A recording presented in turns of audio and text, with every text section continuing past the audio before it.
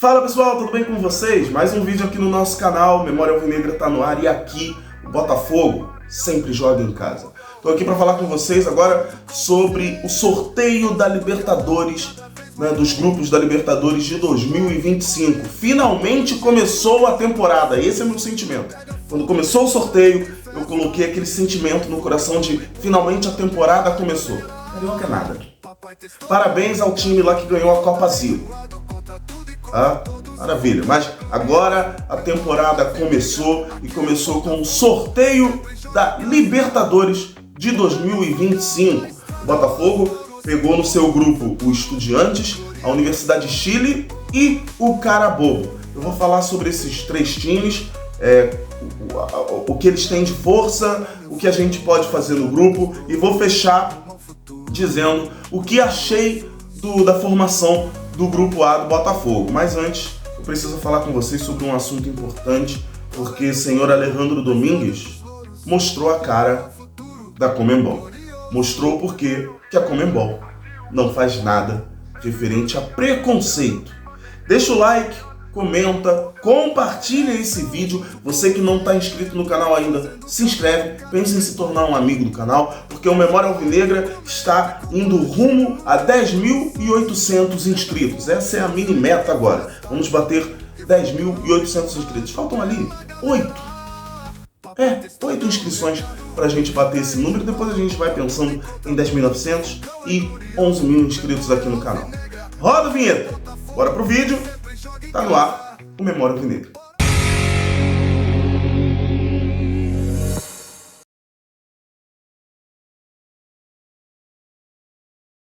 Pessoal, vamos começar aqui. Vamos começar pelo assunto pesado primeiro, mas muito necessário. Mas vamos começar pelo assunto pesado, depois a gente vai falar do que realmente importa, que é o Botafogo na Libertadores. Tá?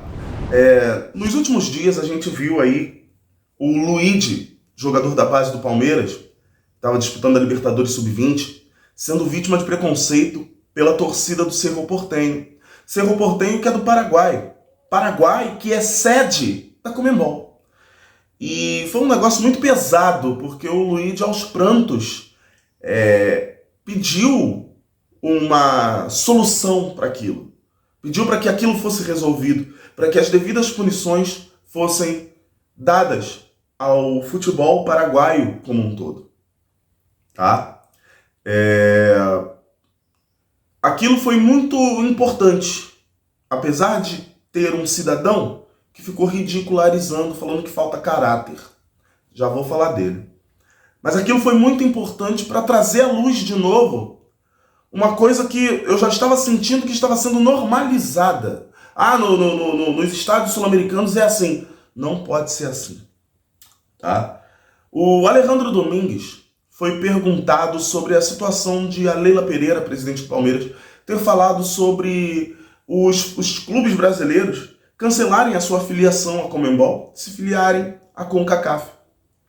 Eu tenho uma opinião quanto a isso. Não vou falar aqui porque não é sobre isso que a gente tem que falar, mas tem a ver com estrutura, viagem, essas coisas, né? Mas o Alejandro Domingues, em total preconceito, vira e responde: perder os clubes brasileiros fora da Conmebol seria o Tarzan sem a Chita, seria como o Tarzan sem a Chita. Ou seja, ele realmente acha que somos macacos. Alejandro Domingues foi patético na sua resposta. E falando de novo de futebol paraguaio, eu agora posso falar aqui sem medo nenhum. Eu tinha muito respeito por esse jogador, hoje ex-jogador, está aposentado. Mas vamos falar a verdade aqui, vamos colocar o Gamarra onde ele merece estar. Gamarra, você é um lixo. Então vai pro lixão, faz a tua cama no lixão e fica junto de quem você realmente conhece. O lixo. Você é um lixo. Dizer que o menino não tem caráter porque porque isso é normal no futebol, chamar de macaco não é normal, seu lixo. Seu porco podre. Isso não é normal. O preconceito tem que ser arrancado da história do mundo, não é só do futebol. Preconceito tem que ser arrancado da história do mundo. As pessoas gostam de falar que preconceituosos não passarão. Para mim, passarão, serão lembrados e serão jogados onde merecem. O lugar onde o senhor Gamarra tem que estar, no lixo. Repito mais uma vez. Os preconceituosos merecem o lixo. Porcos, imundos. E é isso. O futebol paraguaio é o coração do futebol sul-americano. O futebol paraguaio é a terra do preconceito. É exatamente isso. E isso ficou claro na voz do principal mandante da Confederação Sul-Americana de Futebol, que tem sede no Paraguai. Foi perfeito. Tem sede no Paraguai. O clube que teve situação de preconceito com o Luigi é paraguaio. O Gamarra, que falou esse lixo, que abriu essa boca para soltar esse bando de esterco, é paraguaio. Tá tudo em casa. O preconceito tem a sua casa, tem a sua sede. A sede do preconceito no futebol sul-americano é o Paraguai. Me alonguei demais aqui, vamos falar agora. Por conta disso, eu achei muito necessário falar isso com vocês, mas por conta disso o vídeo vai ficar grande. Vamos falar agora do que realmente importa. O Botafogo no Grupo A da Copa Libertadores da América de 2025. Vamos falar aqui do primeiro adversário sorteado. Eu fui pela ordem de sorteio. Vamos falar aqui pelo primeiro adversário sorteado, o Estudiantes. A última vez que nós enfrentamos essa equipe foi na Libertadores de 2017. Foi no jogo de estreia e no jogo que fechava a fase de grupos. Esse jogo foi no estádio Newton Santos, o primeiro, e o sexto jogo da fase de grupos foi em La Plata. No primeiro jogo, o Botafogo venceu por 2-1 com 2 golaços, um do Roger e o outro do Rodrigo Pimpão. Rodrigo Pimpão ou Roger? É nessa ordem aí. Eu tô na dúvida agora, tô puxando pela memória aqui, mas vou botar aqui na hora da edição, porque alguma coisa me diz que foi Bruno Silva, mas estou na cabeça que foi Pimpão. Você aí, que já comenta aqui também, se foi o Rodrigo Pimpão ou se foi o Bruno Silva, tá? Mas o Roger foi um dos que marcou o gol. Já na última partida da fase de grupos, em 2017, o Botafogo foi até La Plata e acabou perdendo para o Estudiantes. As duas equipes voltam a se enfrentar. Em 2024, o Botafogo foi campeão. Em 2024, o Estudiantes não passou da fase de grupos, ou seja, eles vêm mordidos. Já a Universidade de Chile, segundo time sorteado na nossa fase de grupos, é um adversário tradicional na Libertadores. Nós enfrentamos a Universidade de Chile apenas 2 vezes pela competição e as 2 vezes foram em 1996, foram os 2 únicos confrontos entre as 2 equipes. O Botafogo venceu a primeira partida, foi na fase de grupos, então vou tratar como partida de ida e volta. Na partida de ida no Maracanã, o Botafogo venceu por 3-1 com gols de Dauri, Fuentes marcou contra a Universidade de Chile e o Bentinho fechou o placar em 3-1 para o Botafogo. E já em Santiago, o Botafogo acabou sendo derrotado no jogo de volta, acabou perdendo o jogo por 2-1. Já o cara bobo é o azarão desse grupo, tá? Ele começa pela primeira vez na sua história a disputar a Libertadores na fase de grupos. O cara bobo normalmente entra nas fases prévias da competição, então pela primeira vez está na fase de, está começando a Libertadores na fase de grupos. De fato, trato como azarão, mas deve ser também a tendência, né, é que seja realmente o time mais fraco desse grupo A. No Estudiantes, a gente tem que ter atenção total com o time inteiro. Afinal de contas, com certeza, o Estudiantes formou um time muito cascudo em torneio continental. Como eu disse anteriormente, o Estudiantes está mordido porque em 2024 não conseguiu se classificar à fase de mata-mata.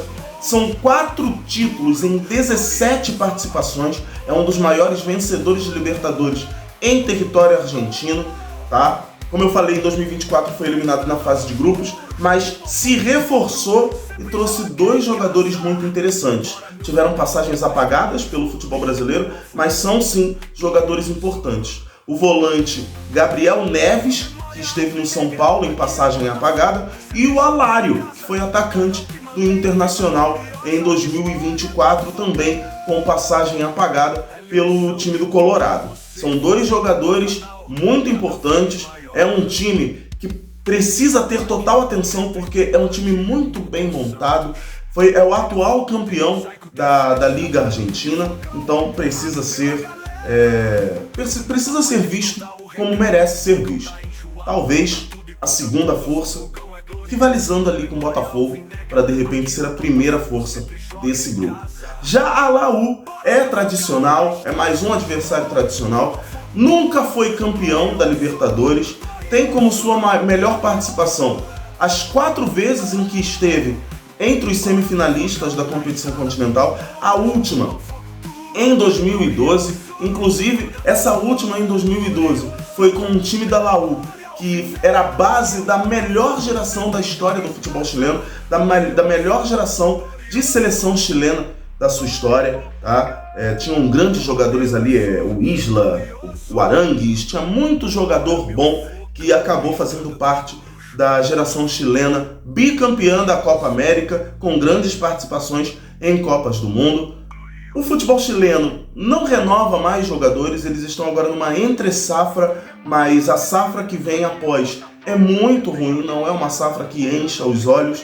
O futebol chileno acabou perdendo tanto no âmbito de seleções quanto de clubes, acabou perdendo a sua relevância continental, mas precisa ainda ser respeitado como tal. Falei do Arangues, que estava na geração de 2012, pois bem, o Arangues está de volta à seleção, tá de volta à Universidade de Chile. O Arangues teve 2 passagens pelo Internacional, pelo Colorado, de novo citando o Internacional aqui nesse vídeo, e o Arangues volta à Universidade de Chile. Também é um time que precisa receber toda a atenção do Botafogo. O Botafogo precisa jogar essa fase de grupos sério, precisa jogar sério, não joga solto, joga sério. Tem alguns grupos que a gente pode até falar, não, isso aí é para jogar solto, para ir ganhando confiança. Não, o grupo do Botafogo hoje é um grupo para você já ganhar confiança no primeiro jogo. Vou falar do grupo em si mais na frente nesse vídeo, daqui a pouquinho eu falo da minha visão geral do grupo. E o Carabobo é um clube não muito conhecido, ninguém sabe como joga o Carabobo, não tem jogadores conhecidos no seu time. A parte boa é que você vai até Valência, na Venezuela, e Valência não tem problema com altitude, então dá para o Botafogo pensar em 2 vitórias contra a equipe venezuelana. Meu feeling sobre esse grupo, a gente pode até se surpreender com o Carabobo, mas para mim o Carabobo é a quarta força desse grupo A em que está o Botafogo. Para mim, se classificam Botafogo em primeiro, o Estudiantes fica em segundo e a Universidade de Chile pega a terceira posição e vai para a fase de playoffs da Copa Sul-Americana.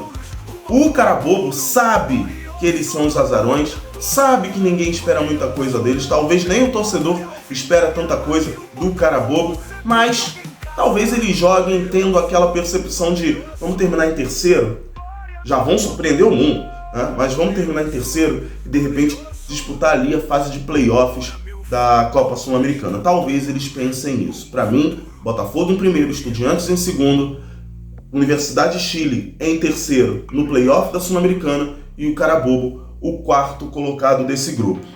É um grupo que está longe de ser fácil, mas também está longe de ser tão difícil. Como eu falei, o Botafogo precisa respeitar todos os adversários e jogar a fase de grupos de forma séria.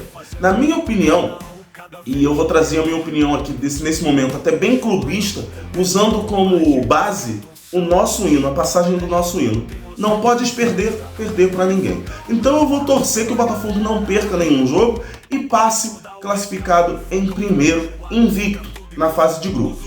Para mim, o Botafogo tem plenas condições de vencer o Estudiantes e a Universidade de Chile no estádio Newton Santos. Já são 6 pontos, vão fazendo a conta.